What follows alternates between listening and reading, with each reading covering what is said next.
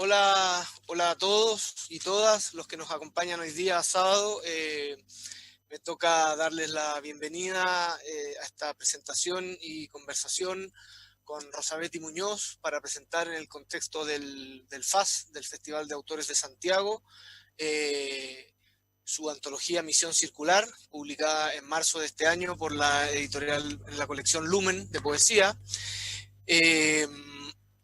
Antes de darle inicio a la conversación, hago una muy breve presentación de Rosabety. Rosabety Muñoz es poeta, es profesora también de castellano, nació y vive en Chiloé, donde hace clases con chicos, con jóvenes, con niños también, entiendo, y, y, y, y ya cumple 40 años de escritura, de publicación de poesía. Su primer libro es del año 81, pero por supuesto ya viene escribiendo desde antes de eso, y ha publicado en estas 4 décadas una docena de libros, de una poesía muy personal, muy singular, de la que estaremos hablando y de la que intentamos con la antología Misión Circular, que es la que hoy día presentamos, dar cuenta. Y la antología de Rosabety, que recoge desde su primera publicación hasta lo último, y lo último son 2 libros que publicó el año pasado, en el año 2019, Técnicas para cegar a los peces y Ligia.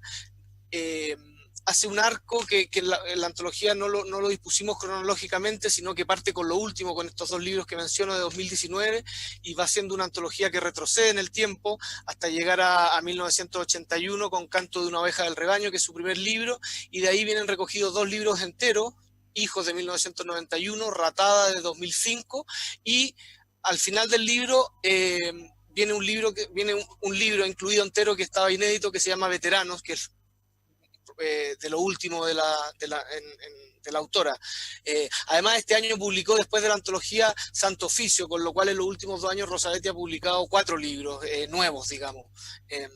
Bueno, esta antología hace eso, da cuenta de una poesía, como decía yo, muy singular, de una voz poderosa, que ya está presente hace 4 décadas en la escena, y lo que ha hecho esta antología es mostrar, es quizá aumentar un poco la llegada de esa poesía. Y como les decía, se publicó en marzo. eh, Íbamos a presentarla en enero, luego en marzo, luego la presentación, por las razones que ya todos conocemos, se fue postergando, y aquí estamos finalmente en octubre, en un momento muy esperado por nosotros. Ha sido un año difícil, pero nos ha puesto muy contento la buena recepción. Yo aquí anoté muy al paso un par de cosas, porque ha tenido muy buena recepción de lectores, entre los escritores, entre los lectores, y también en la crítica. Pedro Gandolfo en el Mercurio se refirió a la antología y en general a la poesía de Rosabety como impecable, poderosa y personal, extraordinaria. Leonardo Sangüesa escribió por ahí, que a propósito de esta antología, que la poesía de Rosabety era uno de los mayores hitos de la poesía chilena del último medio siglo, y así numerosos escritoras y escritoras la han celebrado. Dicho todo esto, y antes de iniciar la conversación, Rosabety, te quería dar la bienvenida y preguntarte cómo estás. Hola, buenas tardes a todos, especialmente a ti, Vicente, que es la primera vez que nos vemos en vivo y que tenemos esta conversación postergada largamente.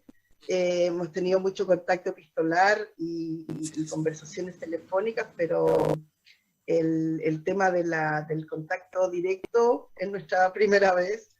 Bien, estamos bien.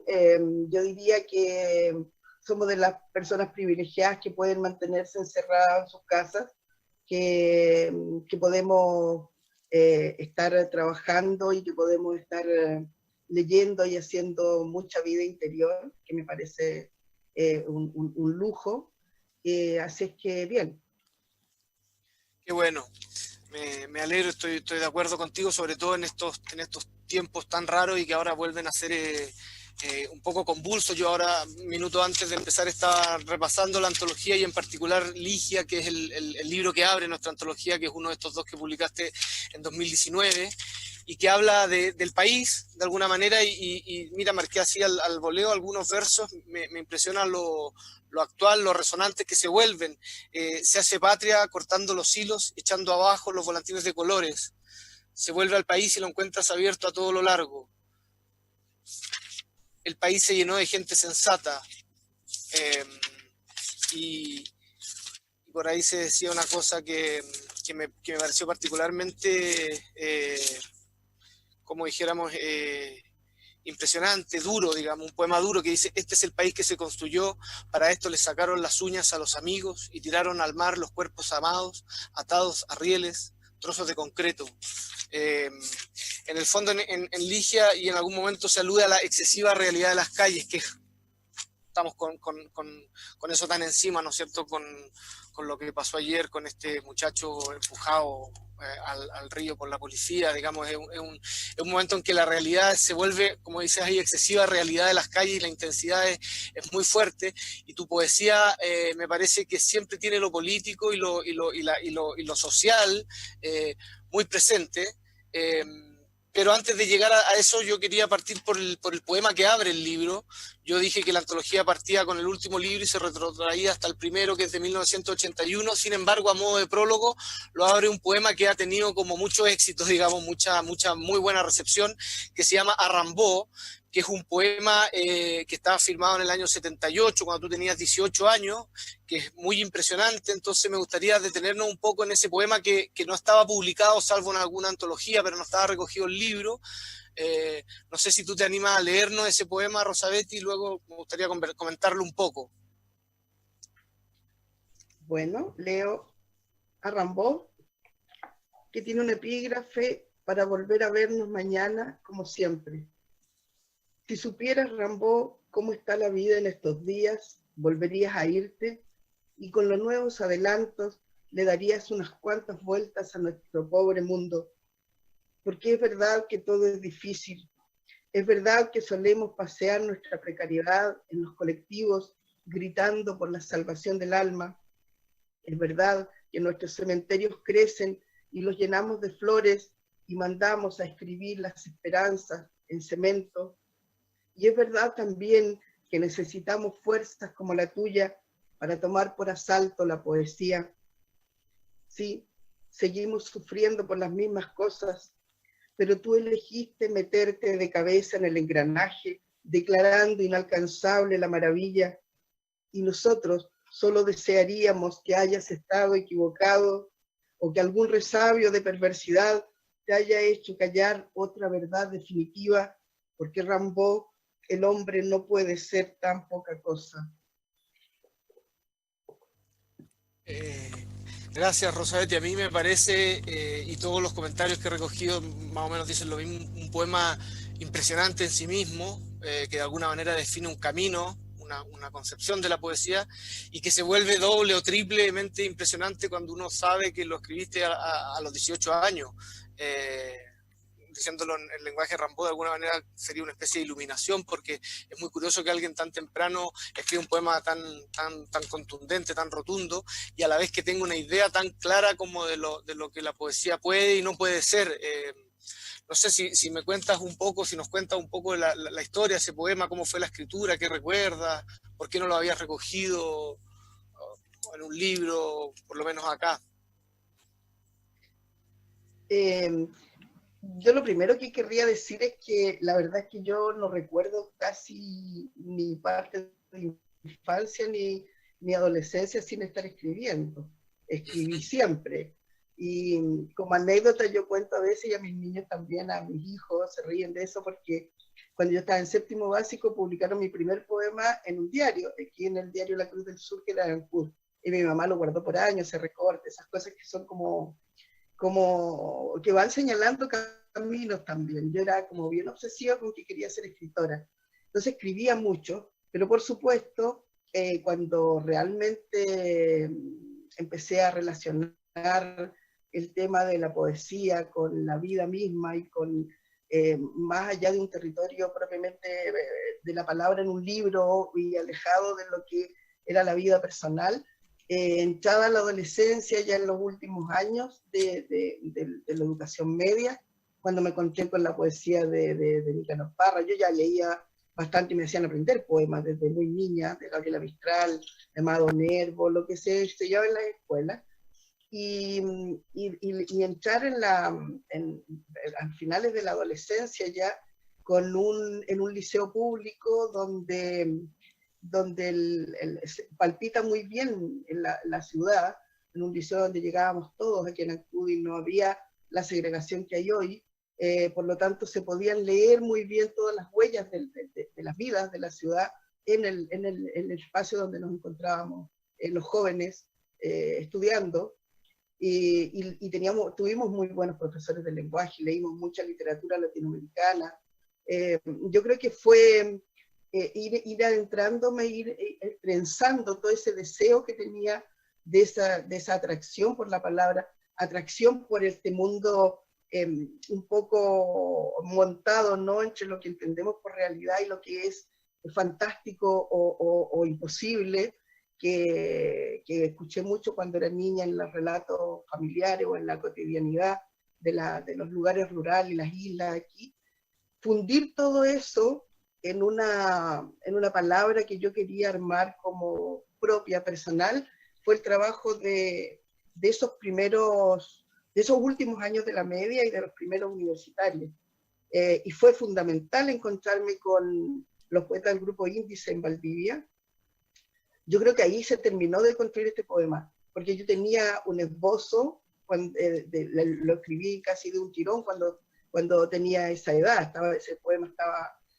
Pero le puse el epígrafe en Valdivia, por ejemplo, cuando estudié en Valdivia. Lo saqué de un nicho que iba a visitar los cementerios, yo ya caminaba harto por allí, y lo saqué de un nicho y le puse el epígrafe ya escrito el poema. Se lo puse en Valdivia como 2 o 3 años después que lo había escrito. Y sí me acuerdo de habérselo leído a los compañeros, que esa era una cosa que daba mucho miedo, que eran muy críticos, que era un nivel de lectura crítica muy, muy fuerte, y que fue bueno para todos nosotros. Nos ayudó harto a corregir. Pero fue importante, yo creo que con ese poema también escribí casi enseguida El canto de una oveja al rebaño, que era un libro que lo escribí, ese sí me acuerdo, en la biblioteca pública de Ancud, en tardes que me iba a sentar a escribir ahí, casi nada de corrección. Por eso debe ser que no me gusta tanto ese libro, porque es como una especie de visceral de reacción adolescente a un momento histórico de Chile. Y me parece que ahí hay poemas que se salieron un poco de mí, incluso, que se escaparon, pero el libro como objeto general, como texto general, a mí no me gusta tanto, pero hay poemas que sí, todavía los suscribo. Y de hecho, en la antología está representado ese libro con poquitos, pero está...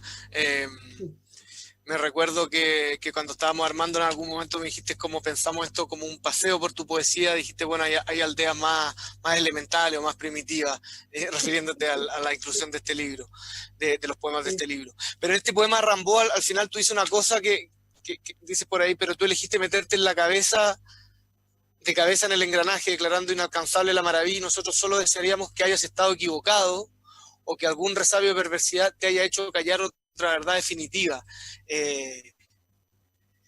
¿Tú tienes alguna intuición de esa otra verdad definitiva? ¿Cómo te piensas? Porque la poesía un poco insistir en esa posible búsqueda, ¿no? Siempre. A mí me maravilla lo que puede producir la poesía. Por ejemplo, el puro título de esta antología, todo lo que conversamos, Vicente, la lectura que tú hiciste, eso, porque tú planteaste el tema de hacer esta, como diríamos, de dar vuelta al tema temporal y hacer la figura de ir dando cuenta de los distintos momentos de la poesía, volviendo una y otra vez a los textos. A mí me impresiona, hoy día nomás hice para Guión B una columna donde hablaba de un caballero que se escapó por la ventana de su casa, estuvo perdido por aquí en Laja Blanca, te digo, un anciano. Y muchos ancianos que se pierden van buscando, vuelven y le preguntan por qué se van, y dicen que van a buscar su casa de la niñez, que es la casa que ellos realmente salen a buscar. Las personas que tienen Alzheimer, aquí se han perdido varios ancianos, y siempre tienen ese norte, empiezan a rumbear hacia la casa de la infancia. Entonces yo hablaba de esta cosa del retorno, de volver, lo que nos ha estado pasando todo este año, volver a los interiores, volver a las casas, volver a las cocinas, a las acciones, a los tránsitos internos de los lugares que fueron primarios para uno, tanto en la memoria como en las acciones. y buscando allí esos depósitos de sentido, de significado, que nos hagan sentir que este tiempo tiene también un valor y que también es parte de la vida. Yo creo que ese circular de estar volviendo todo el tiempo, una y otra vez repasando aquellas palabras, aquellas imágenes que han sido significativas, que tienen sentido, lo que hacen es ir, yo creo, fortaleciendo el edificio de quienes somos, ¿no? La construcción de quienes somos. Y porque uno en esos tránsitos va quedándose con lo esencial, va quedándose con lo más fuerte, lo más poderoso. Y eso nos está pasando, por lo menos dentro de los contextos en los que yo me muevo, con las amistades, los amigos con los que nos escribimos y conversamos. Hay muchos que están en este trabajo de ir abandonando esos puertos banales y quedándose con las cuestiones más significativas, como digo, más fundamentales, aquellas que realmente han construido los seres humanos que queremos ser también. No solamente los que somos, sino que ese deseo de quienes queríamos ser desde el principio. Yo creo que en términos personales, para mí el libro es muy significativo por eso, porque hace esta lectura y hoy día parece todavía una lectura iluminada. Esto de ponerle misión circular y estar retornando y estar volviendo en círculo, se compadece y es tan, digamos, está tan ligado a nuestra experiencia vital de hoy día. Me parece también que hay algunos textos que yo los leo ahora y es triste que tengan la vigencia que tienen. Es tremendo que sigamos hablando de algunos temas y que sea tan doloroso, ¿cierto? Ciertas imágenes de país que están muy marcadas por la vivencia en la dictadura, y sin embargo ahora seguimos hablando de estas violencias tan tremendas como cuando tú empezaste, ¿cierto? Yo creo que difícilmente se nos va a olvidar la imagen de ese joven en el río Mapocho, y de muchas otras imágenes de todos esos niños, ¿cierto? Todos esos jóvenes y toda esa gente que perdió un ojo en las movilizaciones en octubre. Es decir, hay un país que duele mucho todavía, y la poesía, como yo la veo, no puede estar lejos de donde están pasando estas cosas. Yo veo eso que tú dices en un verso que está en Sombras en el Roselot, que es un libro de la mitad de tu trayectoria, digamos. Se me escapa en este momento el año exacto, donde la mujer que habla en un poema se dice estar obligada a la vigilia. Y a mí me parece que esta poesía tiene algo de eso, una poesía que está obligada a la vigilia, y me preguntaba, te lo iba a preguntar, pero ya de alguna manera me lo contaste en tu intervención, ¿cómo ha sido esa vigilia este año, que ha sido estos últimos 12 meses que han sido tan intensos? Y una buena parte de los cuales tuvimos que replegarnos, digamos, pero la vigilia sigue y quizá más expectante que nunca, porque se está dentro, pero hay una afuera, una realidad que se vuelve extraña, qué sé yo. Pero cuando mencionaba esto de lo circular, que quizás sería bueno mencionar que Misión Circular es un nombre que en la conversación salió, pero que lo propusiste tú y que viene de esta estrategia jesuita, ¿no es cierto?, de dejar una figura como, si quieres la explicas tú mejor que yo. Una figura local, es decir, una persona de respeto, como decimos acá los chilotes, Sí. como también en la misma, digamos, disposición geográfica, hacía que no pudieran estar en todas las islas, y por los inviernos y todo lo que ocurría, no podían ir a ver cada una de las capillas que iban fundando en las distintas islas pequeñas. Los jesuitas instalaron esta institución de los fiscales, y ubicaban a una persona de la comunidad que a los demás le produjera, no sé, confianza, y lo investían de esta autoridad que el fiscal muchas veces no sabía ni leer. De hecho, yo tuve un tío abuelo que era fiscal y que él se aprendía partes de memoria, abría la Biblia y era como si la estuviera leyendo. Estaban encargados de varias funciones, acompañar a la muerte, por ejemplo, llevar el registro de nacimiento, etc. Y los sacerdotes solamente hacían una vez al año la visita a todas estas capillas. Esa se llamaba misión circular. que salían de isla en isla y de comunidad en comunidad, una sola vez al año, y era una fiesta para las comunidades porque venían los sacerdotes y venían con imágenes y nada, era una excusa además para celebrar y verse con la gente de las otras comunidades, etc. Siempre ha estado muy ligado al otro el desarrollo de la iglesia acá en Chiloé, sobre todo celebrar con otros, en comunidad. Y esa es la misión circular que a mí me parece que estaba muy bien representada como título para el libro. Sí, y que bueno, es el sentido, pero además por supuesto que cobra otro sentido. Por lo pronto el que mencionas tú también de celebración, esta antología tiene algo de celebración de tu poesía, y también de celebración o de reconocimiento, que fue lo que me pareció ver a mí, de una poesía que tiene una permanencia muy sólida. Lo que a mí me parece que más cambian tus libros, aunque ni tanto son los temas.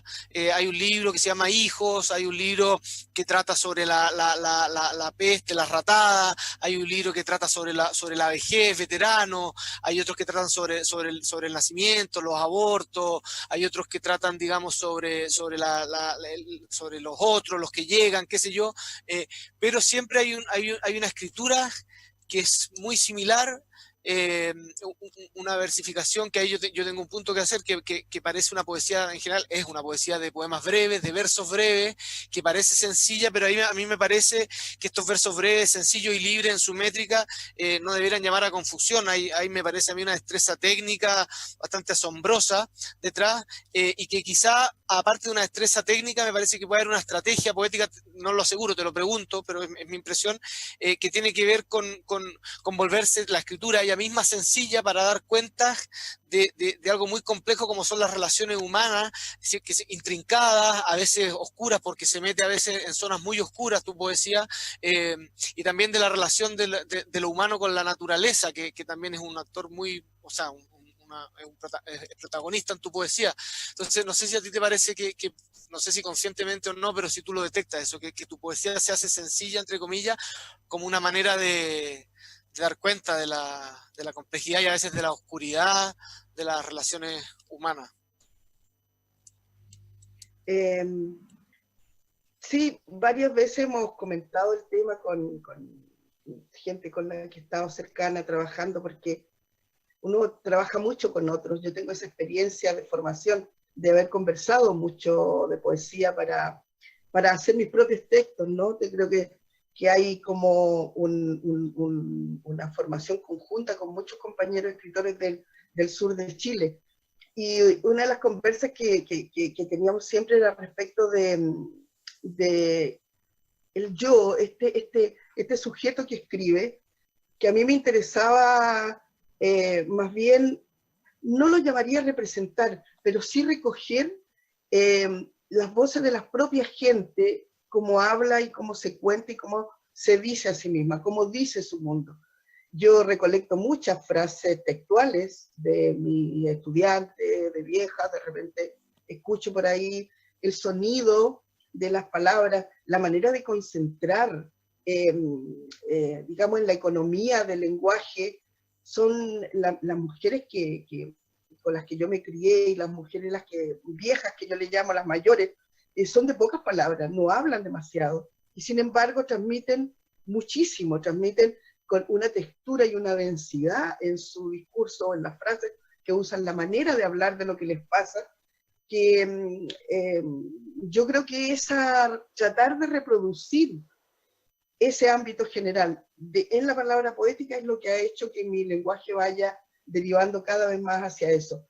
Hace un par de años hice con una antropóloga acá, una socióloga en realidad, un proyecto de buscando lo tabú, cómo se veían las mujeres, su cuerpo y a sí mismas en las islas más pequeñas. Fuimos a 2 islas fundamentalmente, Quenaca y Meulín. Hicimos muchísimas conversaciones con mujeres en sus casas, en sus entornos. Y era impresionante porque lo que más hacíamos era estar en silencio, tomando mate, calladas, cada tanto caía una palabra, caía una frase, y de pronto se reconstruían cuestiones, o sea, impactantes, de la que me acuerdo al tiro porque me quedó grabado. una madre que estaba, ella era la entrevistada, tenía de haber tenido un poco más de 80 años, y nos estaba contando, qué sé yo, que ella, cómo se había casado, cuándo había conocido a su hombre, etcétera. Siempre hablan de su hombre, o el ajeno. Y la hija atrás era la que servía mate, andaba por todas partes, y de repente enfrenta a la madre y le dice, tú tuviste la culpa cuando me violaron, porque ese hombre me tomó porque tú me mandaste a comprar en la noche. La mamá que así, se ve que nunca tuvieron esa conversación, jamás la tuvieron. Y aprovechando que estábamos nosotros dos ahí al frente, tuvieron esa, que no es conversación, ella le dijo esas 3 frases, la madre la cara de sorpresa, y nosotros pudimos reconstruir después un mundo entero con eso. Un poco a eso voy con el respecto del tema del lenguaje. El trabajo de mi poesía, yo creo, ha tratado de hacer, encontrar ese modo de que las palabras tengan un peso, un peso específico y un peso general también, que no me diga a mí algo interesante o a una cierta élite intelectual y académica, sino que en lo posible pudiera volver a sus mismos lugares de origen y representar y verse como en un espejo ampliado y un espejo que muestre realmente la complejidad de quienes son la gente que habita estos lugares.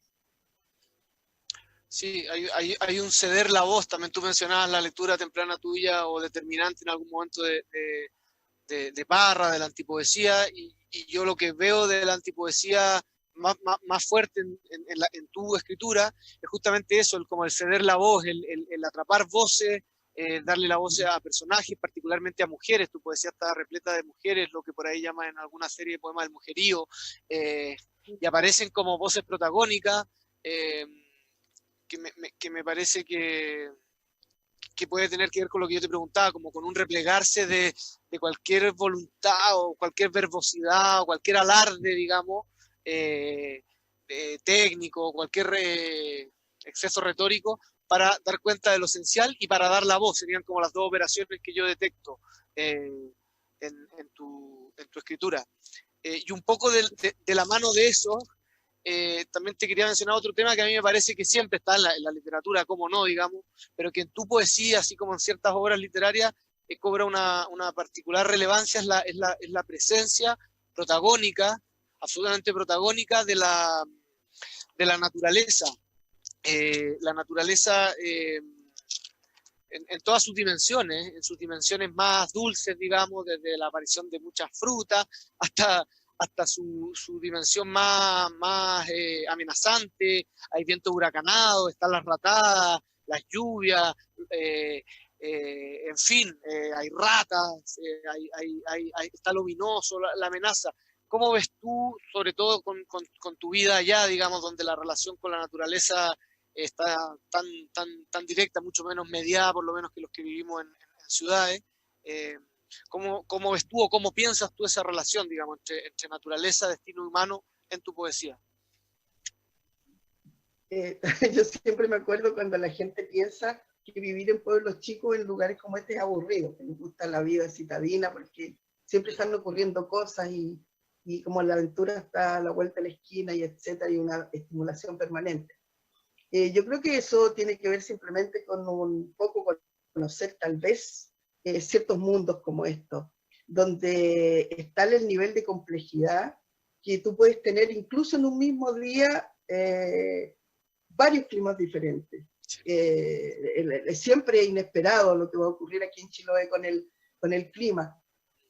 Y eso no es una banalidad. Tiene que ver también con el carácter y con todo lo que ocurre a partir o en conciliación con eso.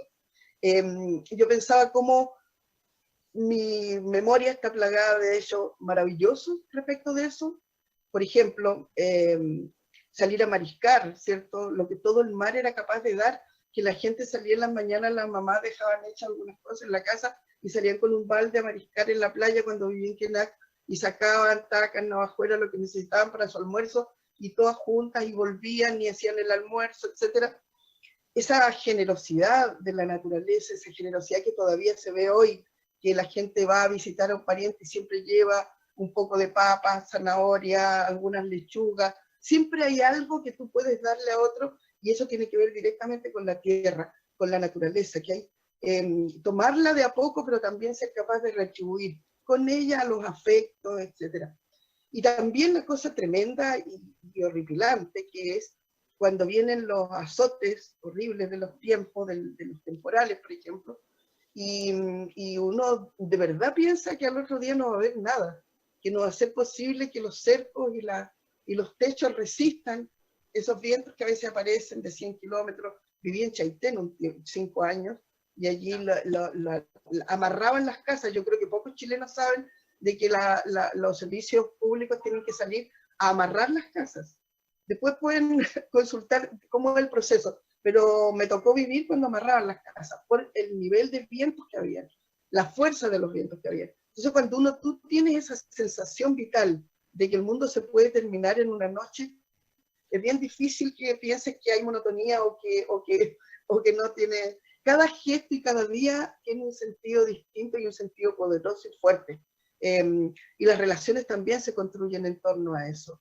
Yo creo que lo que más me repito siempre, yo en la infancia, por ejemplo, de cuando había temporales muy fuertes, mi mamá igual tenía miedo, y bajaba los colchones y los ponía todos juntos y nos ponía todos a dormir ahí, juntos, y se ponía a contar historias y a decir los poemas. Yo creo que es fundamental, quedó grabado en alguna parte, y pienso cómo les hace falta eso a tanto niño hoy día, por ejemplo, que no tiene una voz que les ayude a comprender el mundo y le ayude a salvarse de los temporales del mundo.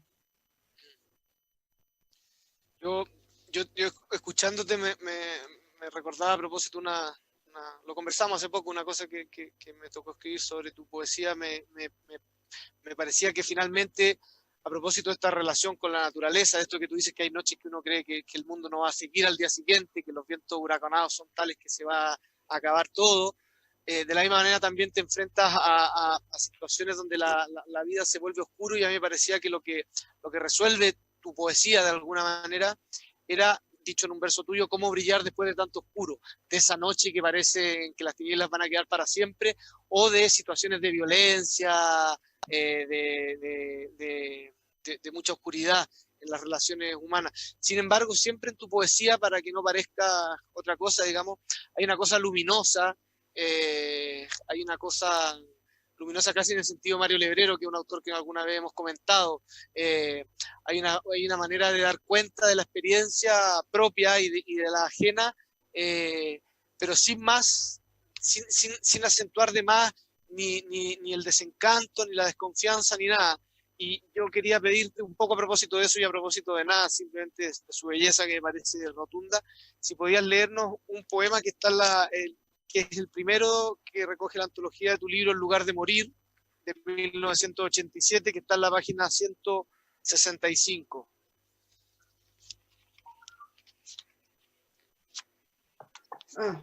Ya, sí. Lo que amamos se deshace. Lo que amamos, claro, lo que amamos se deshace en noches vacías como domingos. Nada hay que pueda llenarnos el corazón, nada. ¿Qué podemos hacer si lo más bello es lo que no ha pasado? Apenas temerle al minuto sin sombra, volvernos caracoles y rodear el universo de 2 metros con un hilo de plata, o esperar que la gracia caiga sobre nosotros, derramada como una copa de vino.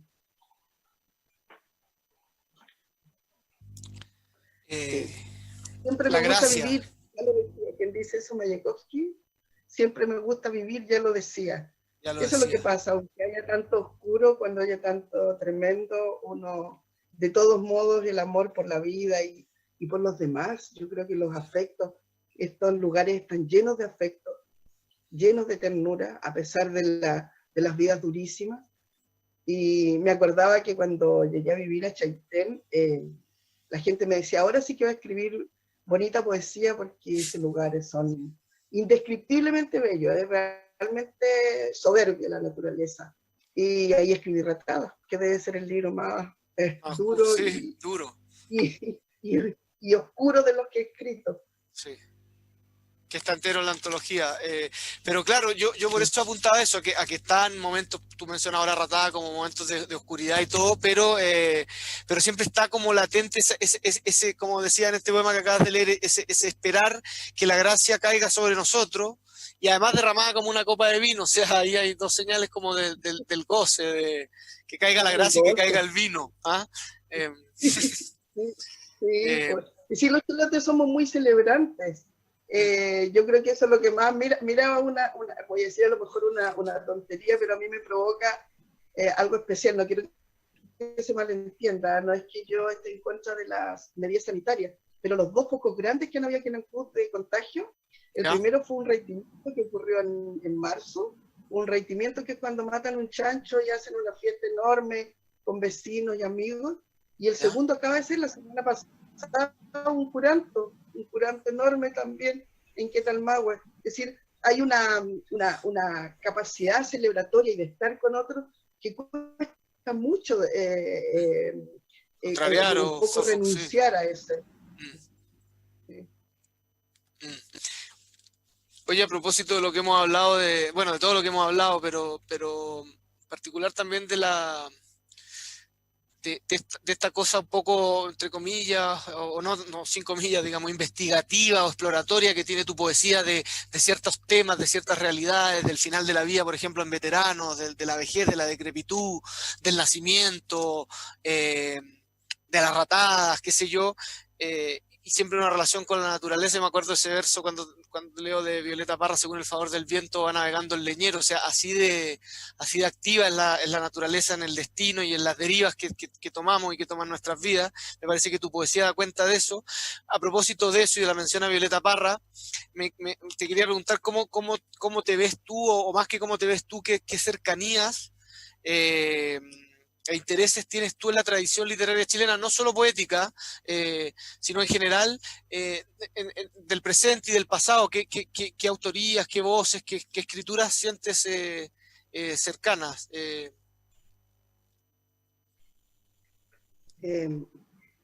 yo creo que lo primero que tengo que decir es una deuda total que tengo con Gabriela Mistral, porque yo, desde que mi madre decía poemas de Gabriela Mistral y yo aprendía muchos de ella es como era mi heroína, y yo siempre quise ser como ella, yo desde que era muy niña.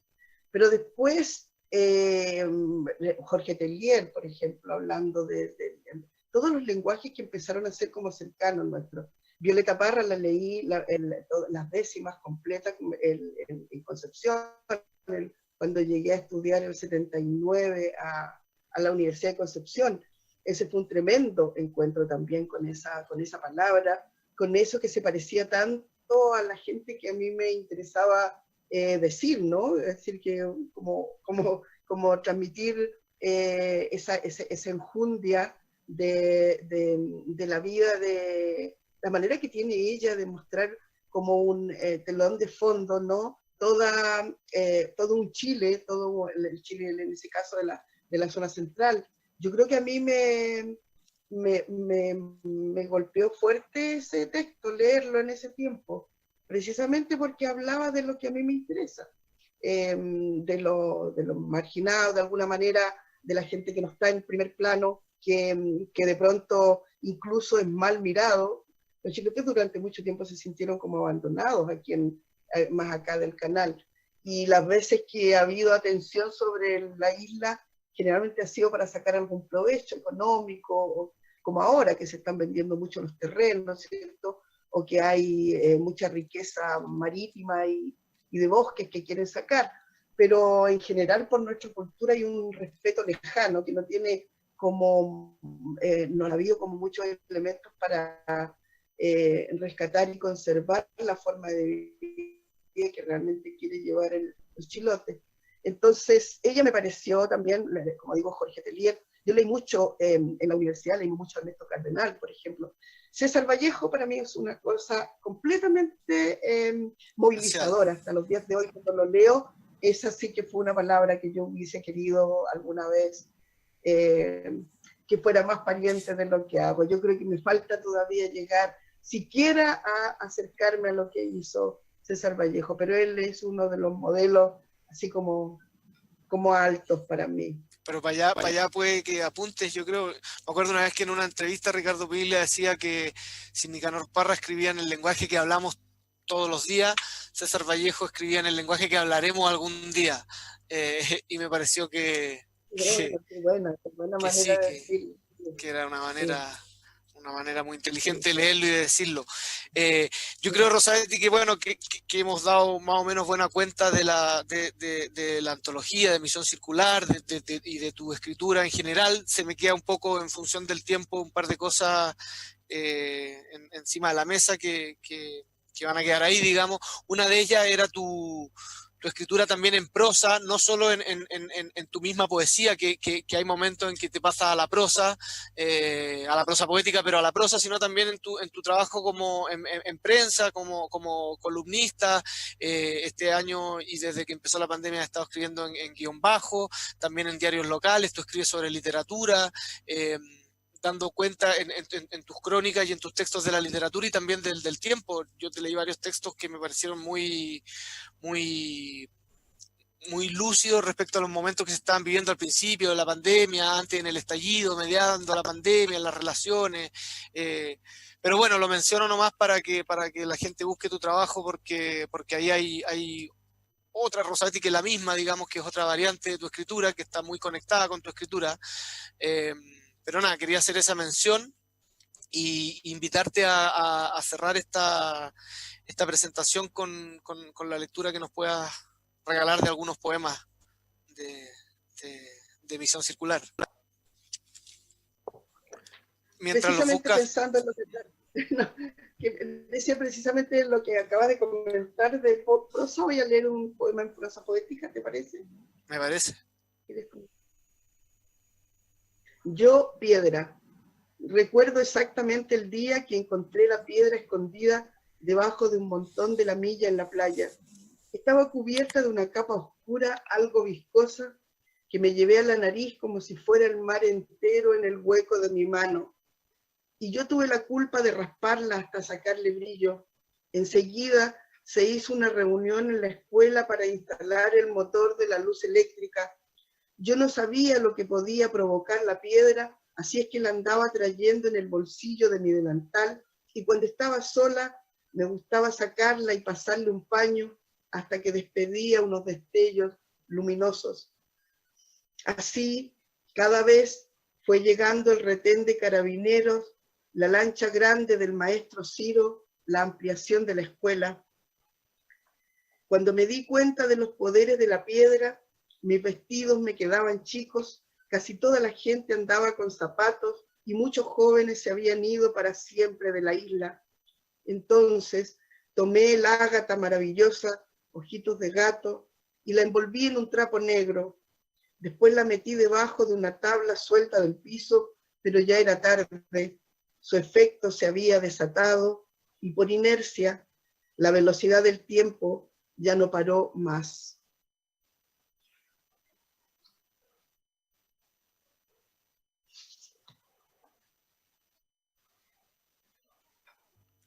No, maravilloso, te decía, me recordé cuando recordé ese poema especialmente. No sé si tienes alguno más marcado. La flor de la dicha. Aquí, a orillas de la mesa, con la ventana entreabierta y una tetera silbando monocorde, el instante despliega su andamiaje. Descanso el rostro sobre el brazo y me dejo recorrer por esta paz. Ya antes de todo, ahí, en ese sitio, estaba concentrada la plenitud, el fuego, la luz, los objetos amados, reunidos en capullo, se abren sin aspavientos. Es la flor de la dicha que estalla unos segundos y perfuma al extinguirse los demás momentos del día. Eso. Muchas gracias, Rosabetti. Muchas gracias por esta lectura y muchas gracias por estar aquí hoy día acompañándonos en el contexto de este Festival de Autores, el FAS, para presentar la antología que tengo que mencionar que está para quien la quiera leer y no la haya leído, está a la venta aquí en la misma sala por donde ingresaron aquí a la sala Lagar. Saliendo hay una cosa que dice venta de libros y ahí los va a dirigir a algunas librerías donde está disponible el libro, para quien, sobre todo considerando que ha sido un año de difícil circulación, no la haya conseguido, ahí está. Yo se la recomiendo, más allá de haber trabajado contigo en ella, recomiendo la antología y en general tu poesía en donde sea que la puedan pillar, muy especialmente porque me parece que es una voz muy fuerte y muy especial de la poesía chilena. Te agradezco, le agradezco a todas y a todos los que nos acompañaron hoy día en esta presentación. Y nada, un gran abrazo, Rosabetti, y gracias. Gracias a ustedes.